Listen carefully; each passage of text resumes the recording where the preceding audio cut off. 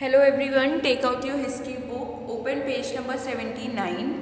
यहाँ पे हम चैप्टर 6 पढ़ रहे थे, town traders and craft persons. इसमें हम न्यू टॉपिक स्टार्ट करते हैं। आप पेज नंबर 79 ओपन करो। अभी तक हमने स्मॉल टाउन्स के बारे में पढ़ा कि स्मॉल टाउन्स कैसे जोड़ जोड़कर एक बड़ा सा विलेज, एक बड़ा सा शहर बना। अब हम ट्रेडर्स बिग एंड स्मॉल पढ़ेंगे, मतलब जो व्यापारी होते हैं वो बड़े व्यापारी और छोटे व्यापारी कौन होते हैं, कैसे होते हैं, और वो छोटे से बड़े व्यापारी कैसे बनते हैं और उनकी ट्रेडिंग कैसे होती है। देयर वो many big kind of traders, बहुत अलग अलग प्रकार के ट्रेडर्स होते हैं। These includes the Banjaras, see also chapter 7. Several traders, especially horse traders, form association with headmen who negotiated on their behalf with various who bought horses. जो बंजाराज होते हैं वो भी ट्रेडिंग करते हैं। बहुत सारे ट्रेडर्स ऐसे होते हैं जो जिनकी ट्रेडिंग उनका एक तरह से आप समझ लो एजेंट करता है। जो मीडिएटर होता है ना, जो खरीदने वाला है और जो बेचने वाला है, उसके बीच में जो खरीदने वाला है उससे और बेचने वाले दोनों से बात करके दोनों की डील सेट कराता है ना, एक तरह से डीलिंग होती है, उसे हम हेडमैन बोलते हैं। तो वो हेडमैन एक मीडिएटर बनके, एक एजेंट बनके उनकी डील फाइनल कराता है और चीज़ें उनसे खरीद कर दूसरों को बेच देता है। तो ये जनरली हॉर्सेस का काम हॉर्सेस ट्रेडर्स जो करता है, वो घोड़े की जो भी डीलिंग होती है वो करके वो उन सब लोग उसको घोड़ा बेच देते हैं। Since traders has to pass through many kingdoms and forests, they usually travel in caravans and form guilds to protect their interests. जो ट्रेडर्स होते हैं ना, कुछ ट्रेडर्स लोकल काम करते हैं, मतलब जहाँ जिस शहर में, जिस टाउन में, जिस विलेज में वो रहते हैं उन्हीं में वो अपनी ट्रेडिंग करते हैं, अपनी चीज़ें बेचते और ख़रीदते हैं। लेकिन कुछ ट्रेडर्स जो होते हैं जो एक शहर से दूसरे शहर जाते हैं, एक गांव से दूसरी जगह जाते हैं अपनी चीज़ों को बेचने और ख़रीदने, तो उन्हें बहुत सारी फॉरेस्ट से, किंगडम से ट्रैवल करना पड़ता है। तो वो लोग क्या करते हैं, वो लोग कैरावन्स में ट्रैवल करते हैं। कैरावन्स में मतलब वो लोग ग्रुप में ट्रैवल करते हैं, मतलब बहुत सारे लोग साथ में मिलकर ट्रैवल करते हैं ताकि उनके साथ कुछ ना हो या फिर वो अच्छे से ट्रेडिंग कर पाएँ और वो एक दूसरे को वो लोग प्रोटेक्ट करके चलते हैं। There were several such guilds in South India from the 8th century.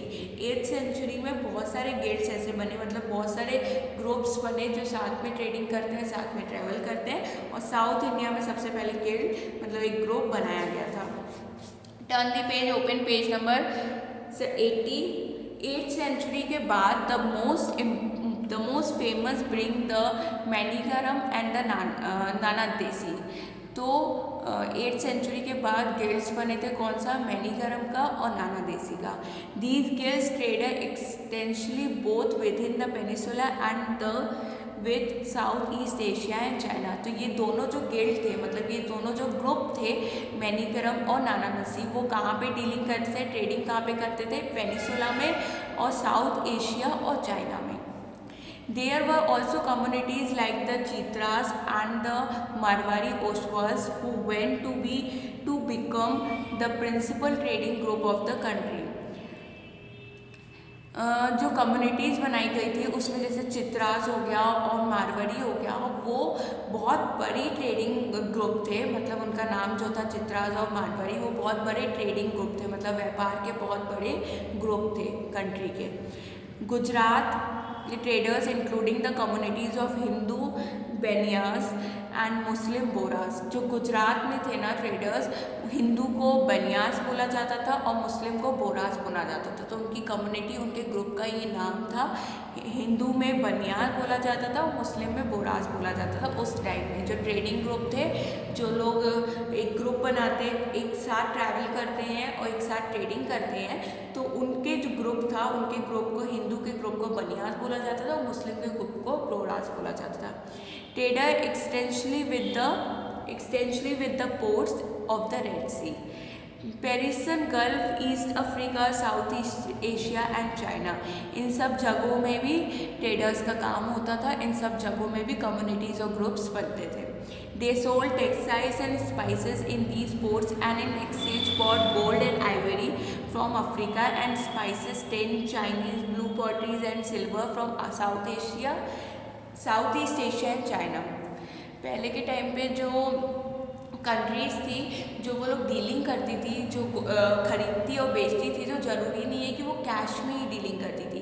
कभी कभी डीलिंग ऐसे होती थी अगर वो सामान बेच रही है तो बदले में उसको सामान ही मिलता था। तो जैसे कि इंडिया के लोगों ने क्या किया, इंडिया के लोगों ने टेक्सटाइल और स्पाइसेस मतलब मसाले बेचे, तो उनको उनके एक्सचेंज में मतलब उसके बदले क्या मिला, गोल्ड मिला, आइवरी मिली, जो कि मेनली कहाँ से मिलती थी, अफ्रीका से, क्योंकि अफ्रीका में ज़्यादा क्वांटिटी में और ज़्यादा खदान में गोल्ड होती थी, सोना होता था, इसलिए उनको एक्सचेंज में सोना मिलता था। और फिर मसाले भी मिलते थे, चाइनीज़ ब्लू पॉटरी भी मिलते थे, सिल्वर भी मिलता था। और सिल्वर उनको जो चांदी थी उनको कहाँ से मिलता था, साउथ ईस्ट एशिया और चाइना से। तो जो ट्रेडिंग होती है ना, पहले के टाइम पे जो ट्रेडिंग होती थी, अगर मैं कोई सामान बेच रही हूँ तो ज़रूरी नहीं मुझे पैसा मिलेगा, मुझे कोई बदले में सामान भी मिल सकता है। तो पहले के टाइम पे लोग जैसे टेक्सटाइल और स्पाइसेस बेचते थे तो उनको एक्सचेंज में सोना मिलता था। पहले के टाइम पे पैसा बहुत ज़्यादा वैल्यू नहीं करता था, बहुत बड़ी चीज़ नहीं होती थी। आज के टाइम पे मनी इज़ वेरी इंपॉर्टेंट, लेकिन पहले के टाइम पे सामान बहुत ज़्यादा इंपॉर्टेंट होता था, इसलिए लोग सामान लेना ज़्यादा पसंद करते थे। The towns on the west coast were home to Arab, Persian, Chinese, Jewish and Syrian Christian traders. Indian spices and cloth sold in the Red Sea port were purchased by the Italian traders and eventually reached European markets, French very high profit। जो Indian spices होते थे, मसाले होते थे, जो हमारे भारत के जो कपड़े होते थे, वो लोग इटालियन लोग इन सब चीज़ों को खरीद लेते थे और अपने शहर जाकर बेचते थे। तो ये हमारे यूरोपियन मार्केट में जो हमारे सामान है, जो इंडिया के सामान है, वो खरीदे और वहाँ के मार्केट में बेचे जाते थे। जैसे इंडिया में भी बहुत सी चीज़ें बाहर से आती थी, बाहर के कंट्री में, बाहर से देशों से खरीदे जाते थे और इंडिया में बेचे जाते थे। तो ऐसी ही चीज़ें जो इंडिया से खरीदी जाती थी और बाहर के देशों में बेची जाती थी, और इससे इंडिया को भी प्रॉफिट होता था, मतलब वो लोग मुनाफा कमाते थे। Spices grown in tropical climates, paper, cinnamon, nutmeg, dry ginger etcetera. Spices जो होते थे वो इंडिया में ज़्यादातर होते थे। Became an important part of European cooking and cotton cloth वो वेरी अट्रैक्टिव। इंडिया में ज़्यादातर स्पाइसेस की जो ग्रोथ होती थी, जो फसल होती थी, वो ज़्यादा उगती थी। इंडिया में स्पाइसेस बहुत ज़्यादा पाए जाते थे, तो इसलिए जो यूरोपियंस होते थे, जो बाहर के कंट्री के लोग होते थे, वो इंडिया से स्पाइसेस खरीदते थे। This eventually drew European traders to India. ऐसे ही यूरोपियन ट्रेडर्स का इंडिया से व्यापार और ट्रेडिंग होती थी। We will shortly read about how this changed the face of trading in towns। तो ये था जैसे ट्रेडिंग और टाउन्स में कैसे चेंज आया, कैसे एक शहर के लोग दूसरे शहर से खरीदते और बेचते थे। अब हम पढ़ते हैं काबुल के बारे में। काबुल आपको पता है अफ़गानिस्तान की कैपिटल है काबुल। तो देखते हैं कि वहाँ पे क्या होता था। With its root mountainous landscape, Kabul in the present day Afghanistan became politically and commercially important from the 16th century onwards. 16th century के बाद कमर्शियली और पॉलिटिकली काबुल बहुत ज़्यादा इम्पॉर्टेंट हो गया, बहुत ज़्यादा महत्वपूर्ण हो गया। क्यों? क्योंकि वहाँ पे ट्रेडिंग का काम स्टार्ट हो गया, पॉलिटिकली ज़्यादा होता था, कमर्शियली ज़्यादा होता था। Kabul and Qatar were linked to the celebrated silk route. Kabul और कतार के बीच में सिल्क का ट्रेडिंग होती थी। Beside trade in horses was primarily carried on through this route. जो वो रूट होता था ना, जो वो एक काबुल से कतार की तरफ जाते थे, तो वो लोग हॉर्सेस से ट्रेवल करते थे, मतलब घोड़े में जाते थे। In the 7th century, Jean Baspi Tenby, a diamond merchant, estimate that the horse trade at Kabul amounted to rupees 30,000 annually, which was huge sum in those days। पहले के टाइम पे जो 30,000 अमाउंट था ना, वो बहुत ज़्यादा माना जाता था। और वहाँ पे हॉर्सेस की जो ट्रेडिंग होती थी ना, वो 30,000 में होती थी। वहाँ के बहुत ज़्यादा डायमंड मर्चेंट हैं, एक बहुत अमीर व्यापारी हैं जो डायमंड का काम करते हैं, वो हॉर्सेस की ट्रेडिंग करते थे काबुल में। तो जब वो हॉर्सेस खरीदते थे तो उन्हें एनुअली मतलब साल में 30,000 रुपये मिलते थे, जो कि बहुत बड़ा अमाउंट, बहुत बड़ा पैसा माना जाता था उस टाइम पे। Camels carry dry food, dates, carpet, silks and even fresh fruits from the Kabul to the subcontinent and elsewhere.